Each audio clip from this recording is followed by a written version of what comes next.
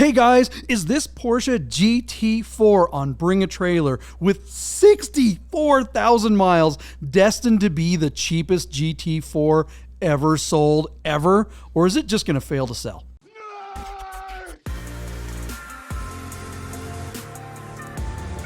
Get those words!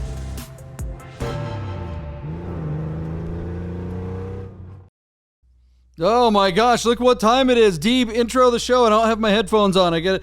Producer Patootie didn't tell me to put my headphones on. Welcome, everybody, to another edition of the Bid Nerds, where we geek out and nerd out on the most interesting car of the day on all the automotive platforms like Bring a Trailer, Cars and Bids, P-Car Market occasionally, just to amuse ourselves because they are a complete mess over there. But thank you for joining us. Good morning, partner. JP, I see Patootie was ready, but you didn't have your headphones on. Could I actually say to you, a veteran producer, that that's a rookie mistake? No. This is a crappy show. I don't get to say anything. We don't even have 1,000 subscribers. What do I? We are right there at 1,000 subscribers. Once we get to 1,000 subscribers, then maybe I'll have my headphones on. Look, I have the wire on the wrong side. No, it's the right side. Okay, that's great. I don't even know. Yeah, welcome everybody. We are just getting rolling here. Things are going well. We do really love you guys, the Nerd Herd out there, the Nerd Nation. You guys hitting the subscribe, like, and notification button. You guys are rocking it. We are inches away from that 1,000 subscribers.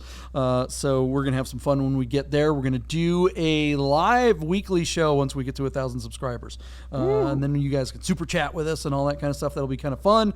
DM us on the Instagram over there, Bid Nerds on Instagram, at Bid Nerds. If you DM us that you're one of the original Nerd Herd, we'll send you some stickers. We'll send you some swag. Get us your address, and we will make that happen gratis. We won't even charge you. So thanks so much for hanging out, and let's get after it, Michael Deeb. But before we talk about what the most interesting car of the day is, you want to shout out to our good friends at Godden Classic? Absolutely. Our friends at Godden Porsche in Las Vegas, Nevada, are the very first Porsche Classic partner in North America.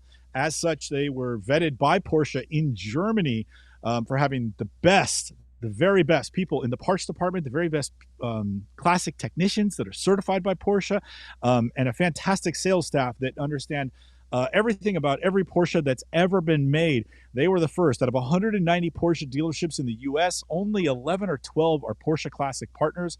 Godden Porsche of Las Vegas, Nevada was the very first way back in 2016. So please reach out to them if you need parts, if you need service, or if you're looking for a classic car or looking to sell your classic car. They are the only brand that can help you, the only dealership that can help you. When you call them, tell them the Bid Nerds sent you. Awesome, guys. We are getting after it here. Godden Classic really is super duper awesome. I'm excited about today's most interesting car. Look, if you're new to the channel, what we do here is we find the most interesting car on all those auction platforms, and then we talk about the car, and then we make a prediction, and at the end of the show we reconcile our incorrect predictions with what actually happened. Now, this particular show is going to be a little different than usual because this particular car, today's most interesting car, is owned by a very good friend of ours, Solomon Braun, who is the Pope of the car scene here in Las Vegas. He is he is the guy who started the original Cars and Coffee in Las Vegas. What was it, 13 years ago or something? If you are a car enthusiast, if you are someone who loves Porsches or just cars in general, and you are in the Las Vegas area, Solomon and his lovely wife, Jackie. If you don't, you're not really a car enthusiast. One of our most popular films that we ever made back in our original films with the Derfossination film series over on our Derfossination YouTube channel, that's kind of like our parent channel, is the film about Solomon and his wife.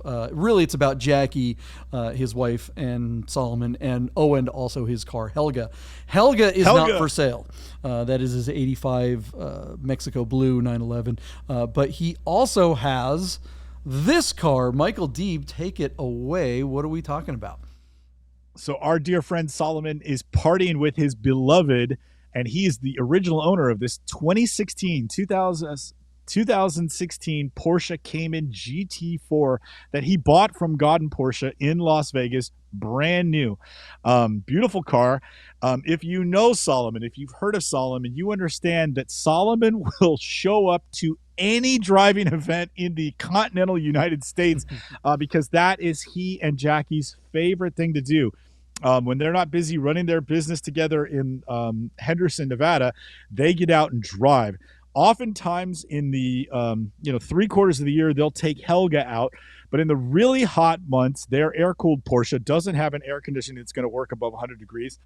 So in the hot months, Solomon and Jackie will take out this car. So their 2016 Cayman GTR. JP, do you know how many miles are on this car without looking? Do you I want to say 63,000. 64,000 miles on the odometer. And Solomon and Jackie have put on every single one of those with smiles and delight. Really nice car. It's red with the fixed wing. Solomon put paint protection film on the entire leading edge of the car. And then after he put on the PPF, he put the black racing stripes, which are just vinyl stickers that go over the entire top of the car, over the wing and everything. Those can easily be removed if you prefer. Solomon's car has been optioned with steel brakes and red brake calipers. But interestingly, it did come with the carbon fiber racing bucket seats. Which if you ask Solomon for those long drives that they go on, I think if Solomon were to do it all over again, he probably would have got sofas, the sports seats. But Solomon has taken this car on the racetrack, and I'm sure on the track, the seats and the car all come into one cohesive unit, and it comes into its own. Solomon has driven this car and put it through his paces, and he loves it. He's enjoyed it, and he's decided to finally part with it. Solomon did get a certificate of authenticity when they were available from Porsche, so that accompanies the car and the sale. I don't know if you actually have been watching the auction, JP, but a couple of interesting things. Solomon has been very quick to answer questions, and as such, he's gotten a lot of commendation for having driven his car and putting some miles on it. So the feedback on his auction lot has been super positive. I'm really happy for him that he's doing this on his own, and so far it's going really, really well. And then I want to give it to you, JP, and then we'll come back and talk about the numbers, because the numbers are also really interesting on this car. I will say this as I hand it over to you, partner. Because of the high miles on this GT4, it was nearly impossible for me to find a comparable sale anywhere. Not on classic.com, not on Bring a Trailer. Where else did I look? I looked someplace else to see if there were any comps that I could find. Just on Auto Trader to see if there's any out there with high miles. About the highest mileage GT4 you can find is in the 20 to 30,000 mile range. Solomon might be the only one that I've seen in the last handful of years to come to market in like above 50,000 miles, period. These cars, especially the GT4s, which are the most sort of extreme versions, just don't get driven the way this one has been driven. So trying to find a valuation for this car is near impossible. So I send it to you, JP. What can you say about Solomon that hasn't already been said? And what do you think of the car and how it's going to do well here on BAT, but with the high miles? You know, we love Solomon. Obviously, very good, very, very good friend of ours. One of my personal best friends in the world. So, yeah. And everyone that knows him loves the guy. You're not going to find anyone who's going to say anything bad about the guy. Patootie has something to say. She's saying that he's the greatest too. So hold on a second. Here, you know, we filmed this car over the weekend. We shot this car for a Rami Show episode, so that's going to be coming out. We're going to try to bust that one out before the end of Solomon's auction at the end of this week. So when we filmed this car, you know, I mean, look, when you see this car, I can tell you though, yeah, yes, it has 64,000 miles on it, but if Solomon were able to disconnect the odometer or put a piece of tape over it so you couldn't see how many miles on it were on the car, and you had to guess. If they had like one of those like let's say somebody put this car in the middle of a mall and said, guess the miles on this car and you can have it, right? No one, and I mean no one, would guess that this car had more than 10,000 miles on it.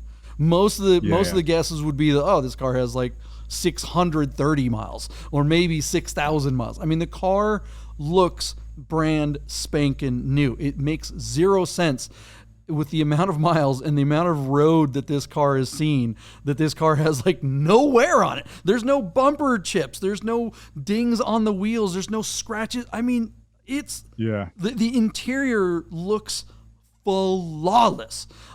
Yes, you did mention that he's been on the track with the car, but when he goes on the track, he doesn't do race days. Like, he's never raced this car. He does PCA driver education days. He's a member at Spring Mountain, and he's always had, in the time that he's owned this car and before, he's always had dedicated cars for the track. He has a Miata. He has an old Miata. Look, he mentions that in the comments, and he shows pictures of it.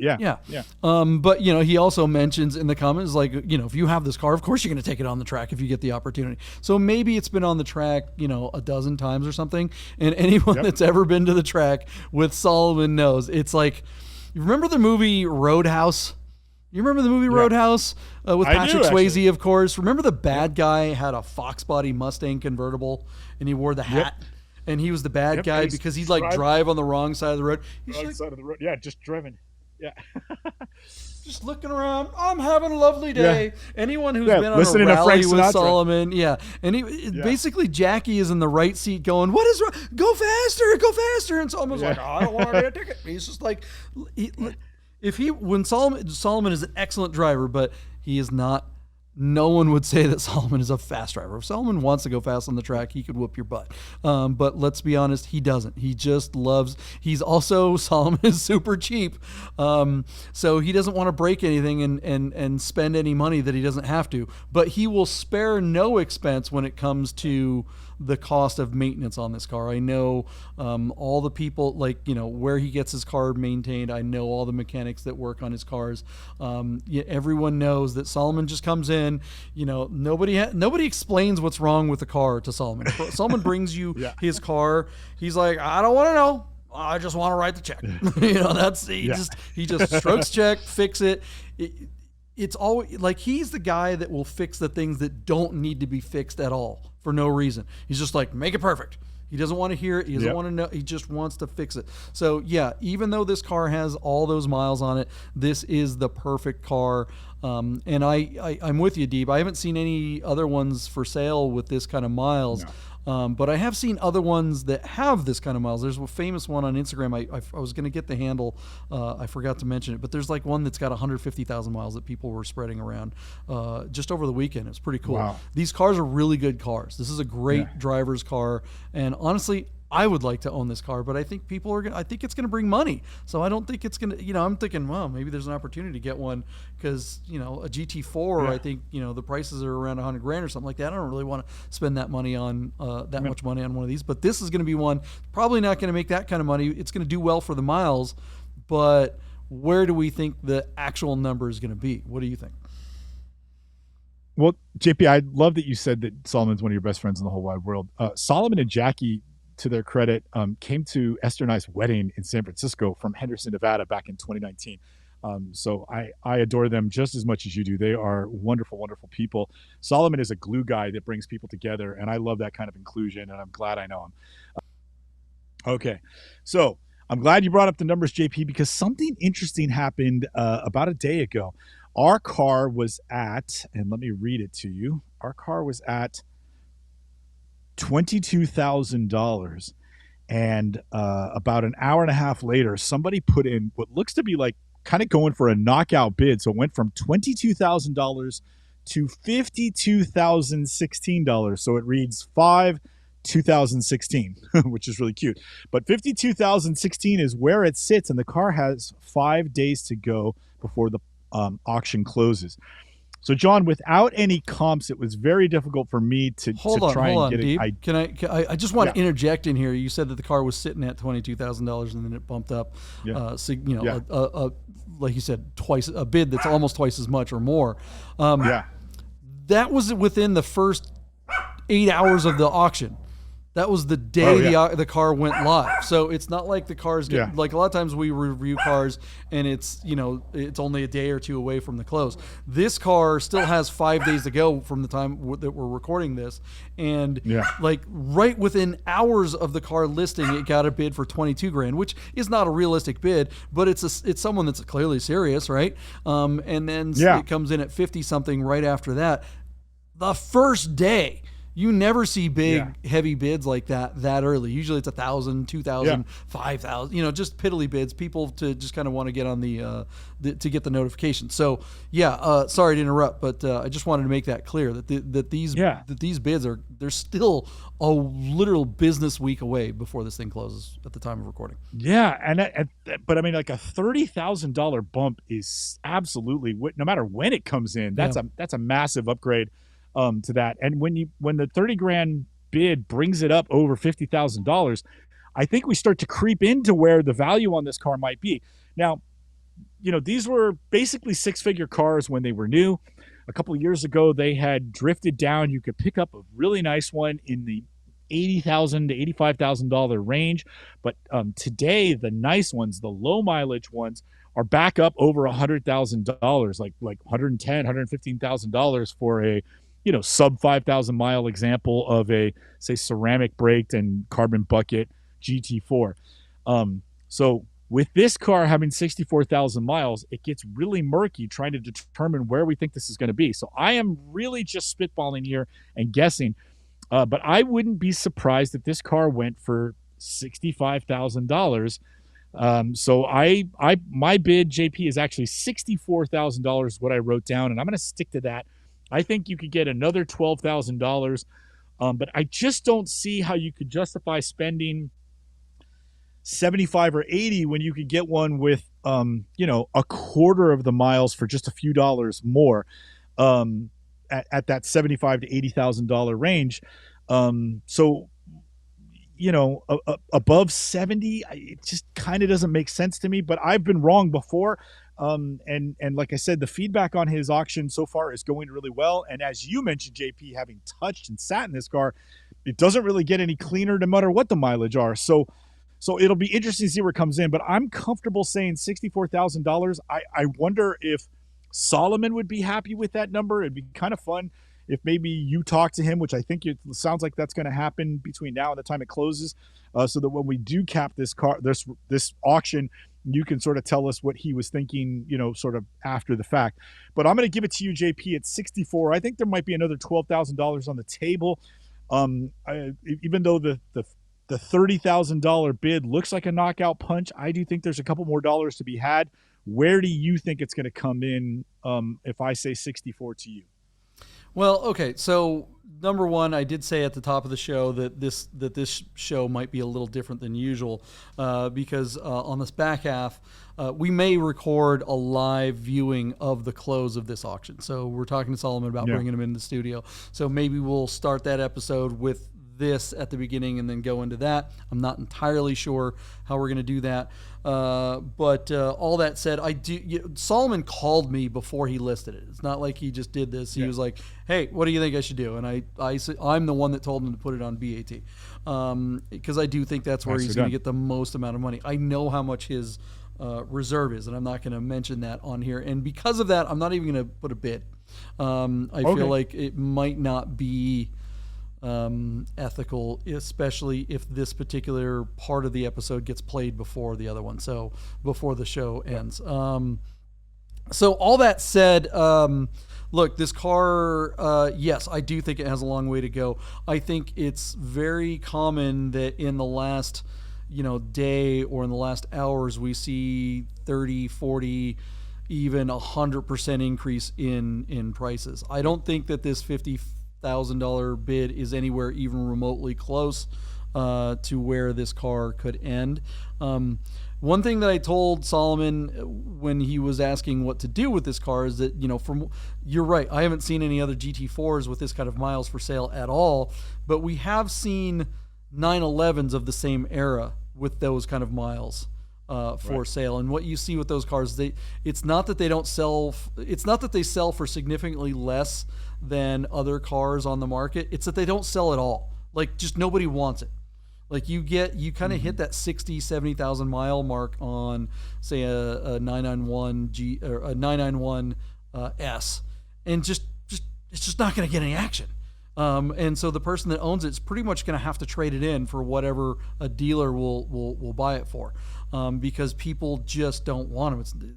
It's weird, and they're great cars. I don't think that people should be scared of them, but I do think they represent opportunities. But people don't come in and buy them for less. They just don't buy. They just, like you said, they'll spend more money for something that has way fewer miles. This car, I think, is going to be one of those situations where I think people will overcome the miles because of the reputation of the seller and because of his interaction with people on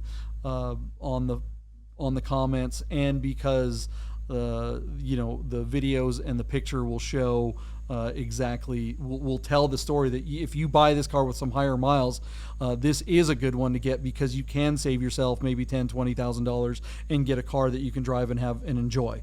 You're not getting something that's genuinely lesser.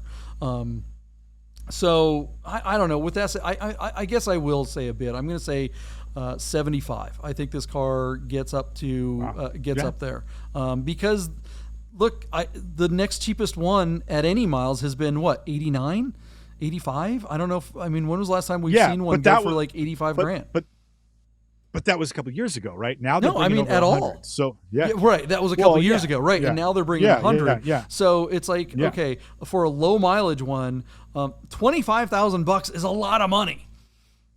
That's a lot of money on the table. That's, you could buy that E34 M3 that we were talking about the other, or not M3, but M5 or something, and have this car. There's a lot you can do with 25 grand. So to save 25 grand and get a car that's really, really nice, I think that's possible. So that's kind of what I predict. There could be some younger guy out there that's going, man, I really love to get a GT4, but they're back up to $110,000, $115,000, or I can get one with some miles on it and save $35,000. So your number holds water, and like I said, there's an invisible delta out there where somebody would rather reach and pay more to get a much younger car mileage wise. But there's definitely always a market for somebody who is not scared by miles, especially when they're looking at a quality product like a Porsche. And again, this doesn't have a hand-built engine. This is a 911S engine from a few years back that they threw into the Cayman platform. So your bid holds water. And Solomon, because I know you're going to watch this episode, if JP turns out to win this one, please don't hate me for underbidding on your car. No more invites to Thanksgiving for Deeb. It's not that I didn't think it was worth it. I was just being practical. But if JP comes in way over me and you win, I'm gonna look like I didn't like his car, and that I don't want to be in that place with Solomon. So don't get me in trouble, JP. You better lose this one. But then if you lose this one, I'm sure you want me to win. What are you talking about? Exactly. So look, you mentioned the guy that's like on, okay, I'm going to spend 75. If I spend 20 or 30 more, I can get one with a quarter of the miles. Okay, that equation, the math going around your head, makes sense.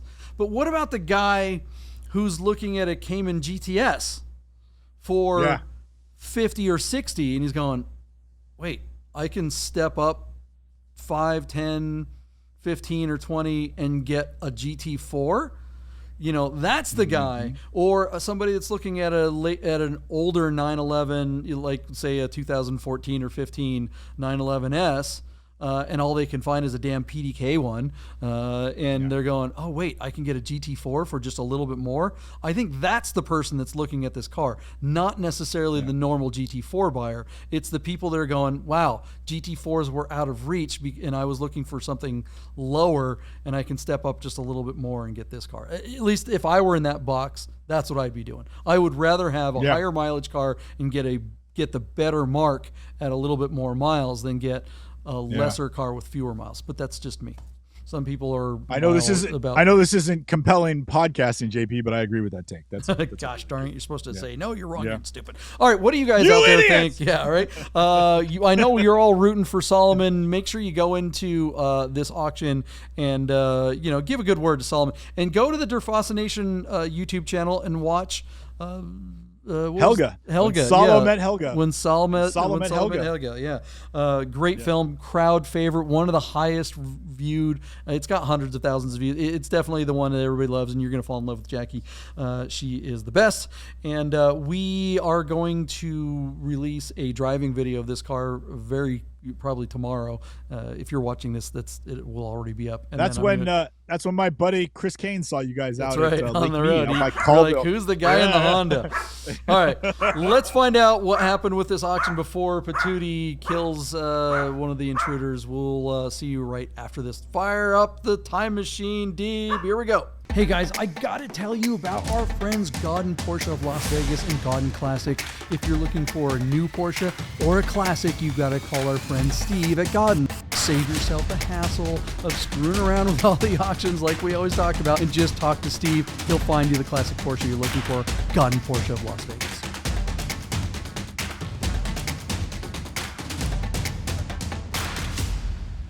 Hey guys, welcome to the future. All right. We are hanging out waiting for our good friend Solomon to find out how much money he would or would not get for this GT4 with a bunch of miles. Michael Deeb, why don't you let us know what the results I'm so embarrassed. were. I was talking to my friend Chris Kane saw you and Rami on the side of the road filming Solomon's car. So then I told him how we reviewed it, and I told him what my bid was, and then I told him that your bid came in $11,000 over mine, and Chris could not stop laughing. So, JP, Solomon's 2016 Cayman GT4 has 64,000 miles, and of all the cars that have sold on auction since they were new, none of them have 64,000 miles on it. This is the highest mileage one to come to market that we've ever seen.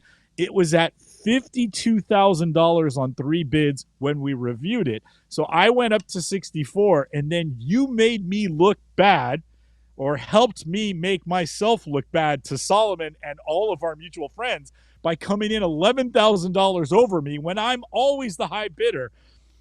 JP, Solomon's car sold for $92,481 on a whopping 40 bids. At $77,000, a bidder by the name of Stinky Tofu put his last bid in, and then 2 other guys, KMH and Airbenz, fought over the car for another $15,000 until it got up to $92,000. And there it sold, hanging me out to dry by $28,000. Solomon, I apologize that I low bid on your car, but I will stand on my wallet and my reputation that your car is not supposed to be worth $92,000. Even if I was off, Stinky Tofu was right at $77,000. That's fine. Your car is super clean, and it got unbelievable commentary and engagement by all the people that know you and know the car. Well deserved, and congratulations. But 92 grand doesn't make any sense to me. That's unbelievable. Solomon, you deserve it. You're a wonderful person, and it's a beautiful car. Congratulations to the owner. But that number is a high watermark for high mileage Cayman GT4s. I do not think we will see that happen again. Solomon, you stepped in it. You lucky SOB. Congratulations. JP, I don't even want to hear it from you. Just close the show. You were right, okay? I give up. I retire. Haggerty's on the other line. I think I'm fired. Well, I mean, my obvious question is, why do you hate Solomon? He's so nice. He's such a nice guy. And Jackie has been so nice to you and your wife, and you just got to do Solomon like that? Wedding, I know. I told my friend Chris Kane what my bid was, and he could not stop laughing. He's like, you high bid everybody, and then on Solomon's car, you crap all over it? And I was like, I was trying to give a reasonable explanation for why I thought a high mileage Cayman would go for that. And man, did I... That bid did not hold up well at all. I missed it by $28,000. Humiliation sensation. JP, I don't want to talk anymore. I quit. Find somebody else to do the show. Well, look, there was a lot of other stuff that happened on this particular auction that made it pretty fun. We talked about this on Dur or Die the other day too. Look, there was a guy. His call sign is SIEC.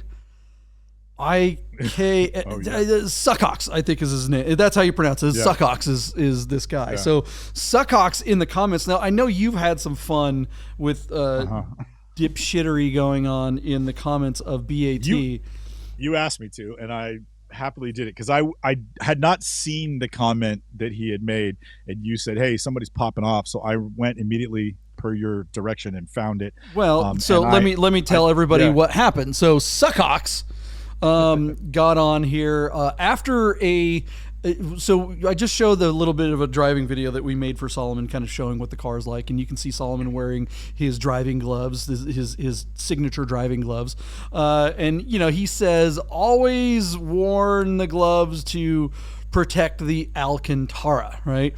And so here Suckox, he, in quotations, the driving gloves, while looking cool, were always worn to protect the Alcantara wheel from dirt and oils.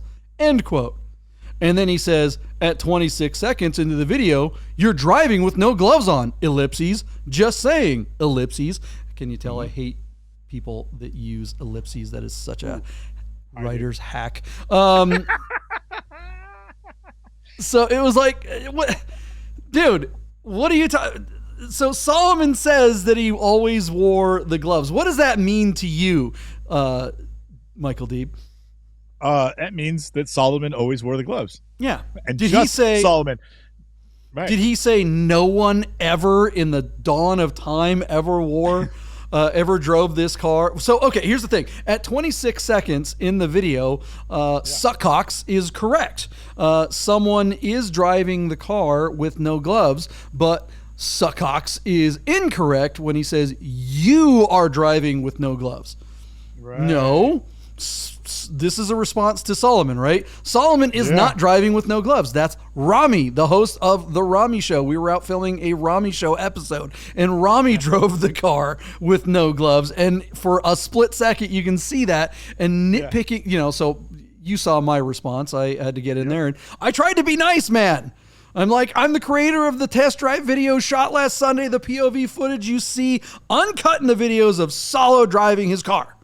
The B-roll exterior shots in the montage prior to the POV, that's point of view scene, is footage we shot earlier in the day for a longer feature about the car to be published later. The specific shot you're nitpicking about, at 26 seconds, was of the host of our show, not Solo, driving the car for just a little bit. I can personally attest that I have never seen Solo drive this or his G-Body car without his super cool driving gloves, making him cooler than you or anyone could ever hope to be. Am I right or am I right when I'm right? Absolutely. So, that should have been the end of it, right? I mean, if I'm Suckox, I'd have been like, all right, I need to go suck some socks. But no, Suckox doubles down. Look at this. He comes back. He's got more. He says it's not nitpicking. It's calling a spade a spade. Ellipses. Yeah. A spade a spade. Michael Deeb. What is that even? That comment right there is the one that turned my okay, we'll just. Is that racist? I think it might be racist. I don't know. But it was really, he shouldn't have gone there. Yeah, I mean, he continues with a bunch of other stuff, but the fact that but the car has been driven without gloves, and you created the content that proves that, especially since it was the point of making about the gloves, and the first shot of the hands of the wheel are not gloves, and the gloves and the gloves, oh my God, the gloves, right? Solomon never said never, and he never said anyone else, and on top of all of that, it doesn't say anywhere in the video that he never wore or never drove the car without gloves. It was Solomon's comment in the thread that he said he always wore the gloves. So the video wasn't making any claim, but this guy is just like, oh my gosh, dude. So I had to reply, you've made an excellent case pointing out minor faults in a pedantic way, proving that you are not nitpicking. Thanks for clearing that up. And then you came in and I love mine. Yeah, yours is great. Yours, I've never, this is from Michael Deeb. This is Michael Deeb's response to Suckox. I've never seen the BAT trophy, Suckox. Will certainly win for calling a spade, but he gets my vote And a standing ovation for his comments. I doubt anyone reading Solo's remarks thought that he insisted the valet, porter, technicians, detailers, and of course the video producers should wear gloves when touching or driving his car, but maybe suckhawks. In a perfect world, they can. Yeah. So, yeah, that was good. Clap, clap, clap. Good job, Michael Deeb. And some other people chimed in too. And I mean, it's just like, Absolutely. and he did actually come back and double down yet again. But at this point, it was just, look, you've been filleted, dude. You're done. Just give up. Go home. Mm-hmm. And change your call name, because Suckox is not. That's not working for you. Or maybe it is working for him. What do you think of that? What do you guys think of the comments on a BAT auction like this? Can that ruin an auction? Michael Deeb has definitely had experience with that. What do you guys think of the results of this high mileage GT4, which is just a fabulous car, but I mean, 60,000 miles? I'm with you, Deeb. No way that this ever happens again. But I do have a question for you. Yeah. How many GT4s with miles are we going to see pop up on the auction sites and fail to sell because they think they're going to get this kind of money? Well, that'll come down to how bad BAT is at setting reserves. That's what it's going to come down to. Solomon's reserve was met and then exceeded by a pretty wide margin, and kudos to him.